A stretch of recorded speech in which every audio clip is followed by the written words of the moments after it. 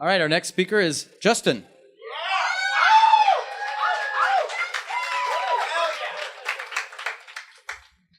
Good evening. Okay, before I get started, 3 things. And all my friends know I always have things. Right, thing 1, can people see me? Because I can barely see the white folks and I'm dark. So can y'all see me? Yes, okay, it feels like you can see me. Thing 2, you are sharing, thank you. Things 2 and 3, you're sharing some firsts with me. The first thing is that I've never been to the bishop before, so you're sharing a first with that. And the second first, there you go, yeah, for that. And the second first is, this is the first time I'm rocking the cuff tonight, real quick. So, just wanted to share that with you. Okay, so we'll get started. So tonight, I'm going to talk to you a little bit about this thing called privilege. I've had the wonderful opportunity to research and discuss privilege for the last few years of my life, and it really has been a very rewarding and very interesting experience because privilege is something that is literally everywhere. It's all around you all the time. It is one of the most ubiquitous things you will ever experience in your entire life, but nobody really talks about it. And I get that it's kind of heavy, right? It's not like dinner table conversation. No one goes home and it's like, Mom, let's talk about privilege and the implications thereof. Like, nobody says that. And I get that, right? So you may be thinking now, if you're not familiar, which a lot of people aren't, what is privilege? You may be thinking about, like, in high school where your mom's like, well, if you take your sister to the movies, you can use the car this weekend. Kind of this quid pro quo. If you do A, then you get B. This earned privilege, right? But for tonight's conversation, we're going to talk about an unearned privilege. And we're going to define that as having access to or being granted rights or opportunities or advantages just by being a part of a particular group, right? So part of group A and not a part of group B. You might liken that to the Sneetches, with stars upon thars and the ones without. One was favored and one was not, right? So you get some stuff because you're part of group A and not because you're a part of group B. Here is an example. This is a picture of Mario Lopez. He is running shirtless, which I'm sure none of you are mad about right now. And because he's a man, he can take his shirt off and he can run around shirtless, and that's totally okay. If he were a woman, he could do that, but he'd probably get a ticket or go to jail. Because in most states in the United States of America, you cannot run shirtless, topless if you're a woman, right? That's an example of gender privilege. As a guy, he gets something that as a woman, he doesn't get. Kind of innocuous, but that's an example of privilege, right? Here's another example.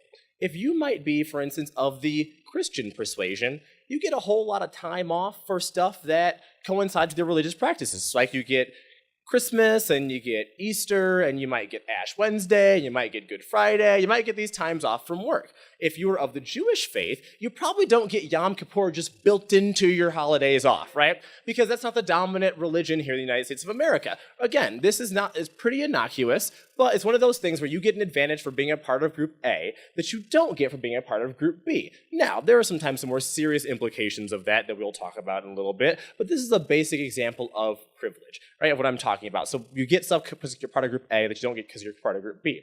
And there are all kinds of flavors of privilege, if you will, right? So I just mentioned gender and religious, but there's also socioeconomic privilege, there's racial ethnic privilege, there is aesthetic privilege, there's ability privilege, there's, what did I not hit? Sexual orientation privilege, which I should have remembered, right?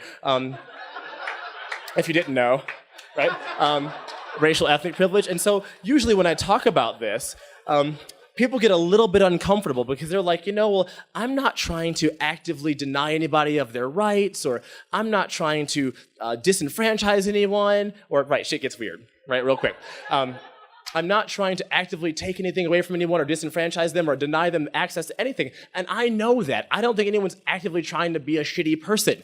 But this isn't about a blame game. What the crux of this is for me, when I talk about privilege, is that once you understand that you have privilege, you have the unique, awesome opportunity to use your privilege to empower someone else. Right? And you may be wondering, well, I just learned about privilege 2 minutes ago from you. How the hell are you supposed to expect me to empower somebody else about it right now? Right? Fair enough. So let's talk about it. Right? So if you're thinking, how can I empower someone else with my privilege? Let's look historically. Once upon a time in this country, women couldn't vote, right?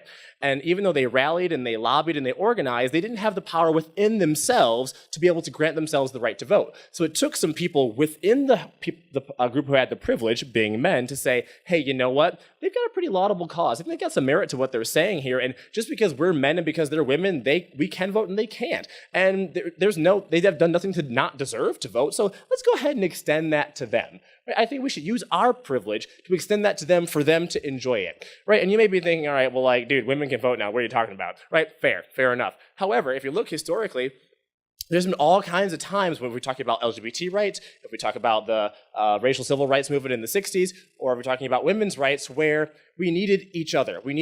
There was someone who didn't necessarily feel that issue, it didn't affect them daily, but we needed each other to move forward. And so the crux of this whole movement is, if you're not willing to fight for someone else's fight that maybe that doesn't affect you, how can you expect them to fight for yours? I am a gay man, which I already said earlier, right? One day I'd love to get married, but I'm in the minority, so I need some straight folks to be like, yeah, dude, I think you should be able to get married too.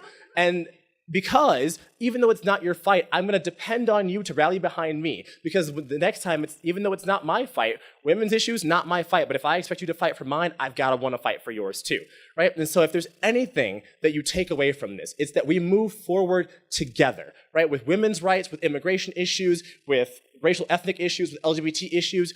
If I'm only worrying about my privilege and how I move forward, nothing gets done, right? It's when we unite and I worry about someone else's issue and they worry about mine and we've all got each other's back that we move forward together and not divided.